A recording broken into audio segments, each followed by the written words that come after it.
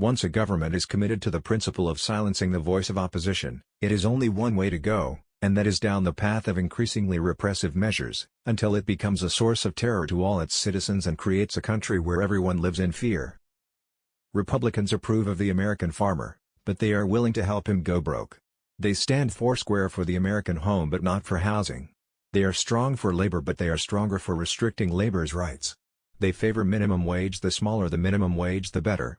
They endorse educational opportunity for all but they won't spend money for teachers or for schools. They think modern medical care and hospitals are fine for people who can afford them. They consider electrical power a great blessing but only when the private power companies get their rake off. They think American standard of living is a fine thing so long as it doesn't spread to all the people. And they admire a government of the United States so much that they would like to buy it. The fundamental basis of this nation's laws was given to Moses on the Mount. If we don't have a proper fundamental moral background, we will finally end up with a totalitarian government which does not believe in rights for anybody except the state.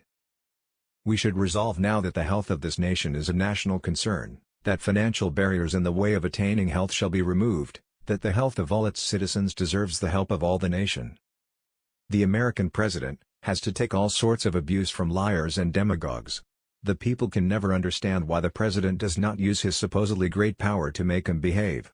Well, all the president is a glorified public relations man who spends his time flattering, kissing and kicking people to get them to do what they are supposed to do anyway.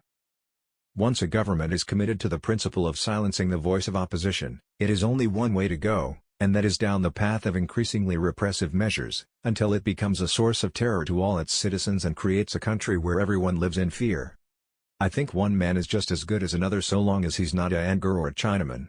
Uncle Will says that the Lord made a white man from dust, a Anger from mud, then he threw up what was left and it came down a Chinaman. He does hate Chinese and Japs. So do I. It is race prejudice, I guess. But I am strongly of the opinion Negroes ought to be in Africa, yellow men in Asia and white men in Europe and America.